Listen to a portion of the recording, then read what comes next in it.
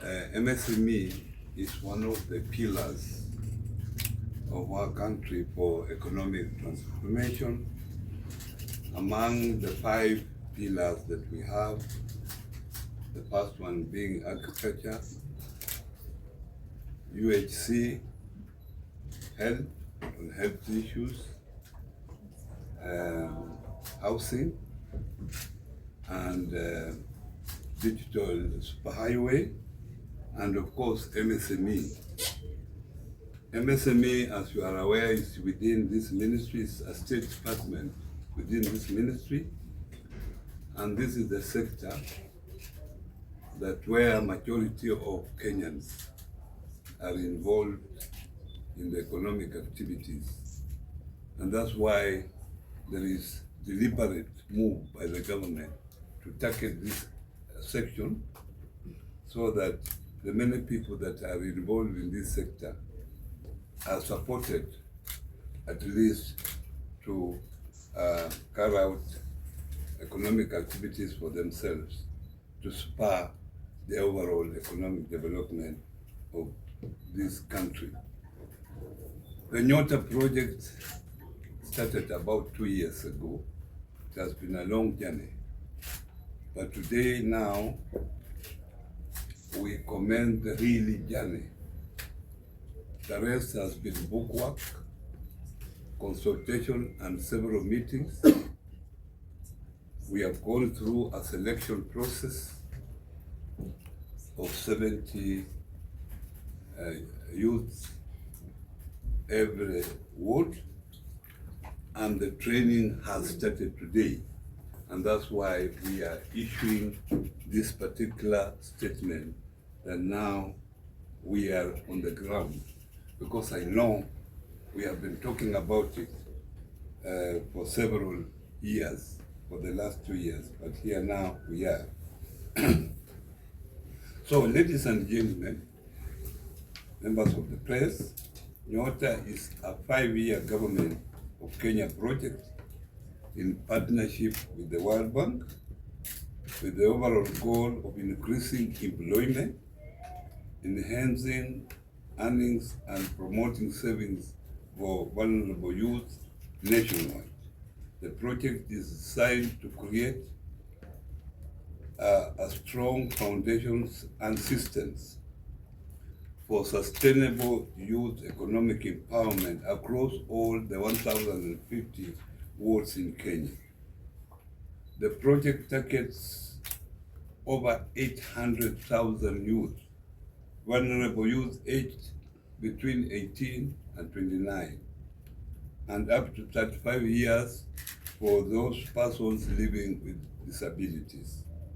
The intervention primarily focuses on youths with limited formal education and access to economic opportunities who remain disproportionately disadvantaged in accessing employment and enterprise opportunities.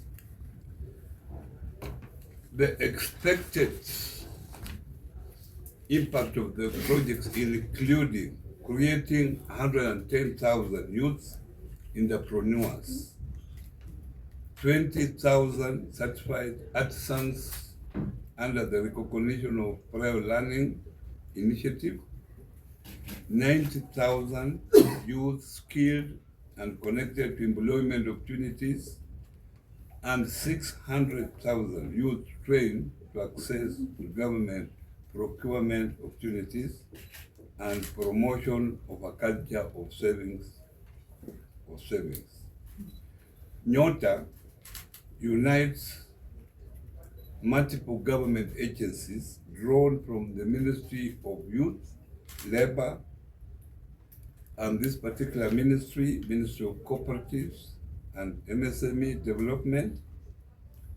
The implementing agencies include Micro and Small Enterprises Authority under the State Department of MSME Development, National Employment Authority, NEA, National Industrial Training Authority, NITA, and National Social Security Fund, NSSF, under the State Department of Labor and Skills Development, with the State Department of Youth Affairs and Creative Economy, providing overall coordination.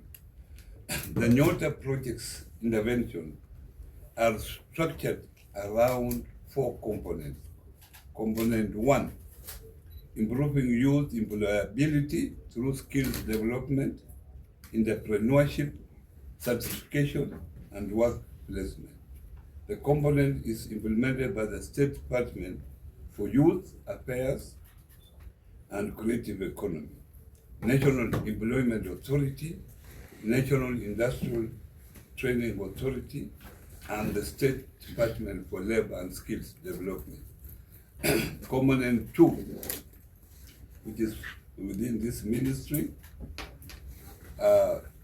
gives expanding employment opportunities through training, business development, services, and provision of startup capital of 50,000 Kenya shillings to 70 youth in every ward in Kenya over the course of the project. This is implemented by the State Department of MSME Development through the Micro Small Enterprises Authority and SAIA. Component 3, promoting a culture of savings via the Hapa scheme managed by the National Social Security Fund, NSSF.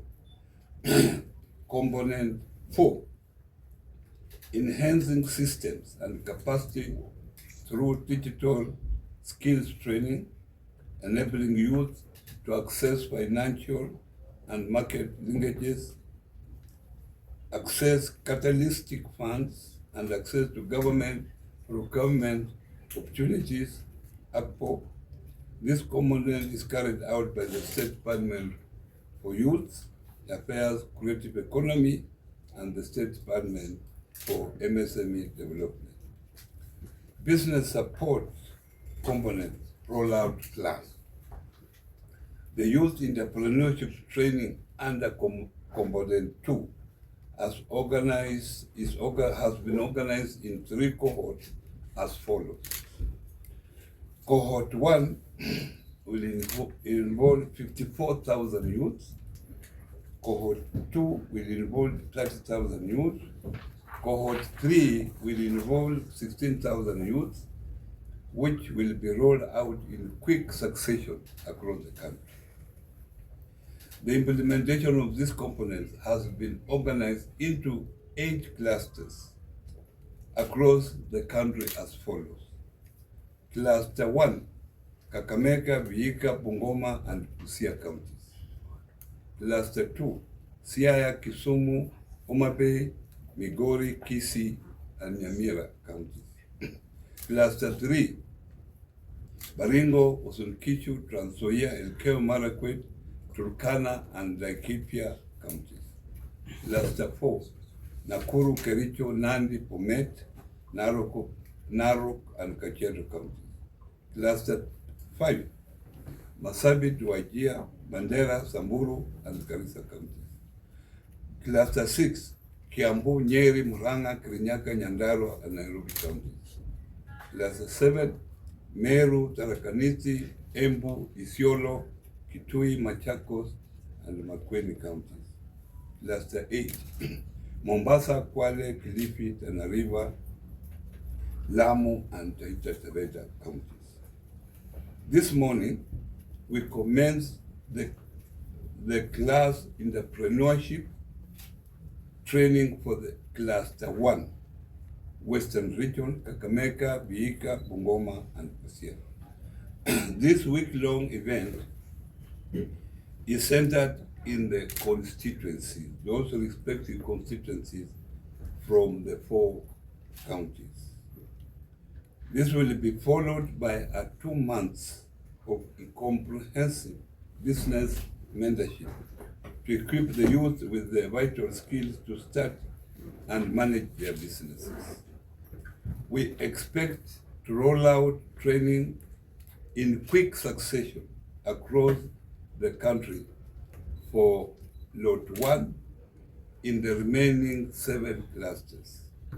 The successful completion of the classroom training in every cluster will be followed by a first dispersal of the business startup capital to the respective beneficiaries to enable launch their business ideas, after which they will be handheld into incubating their business ideas by business development experts.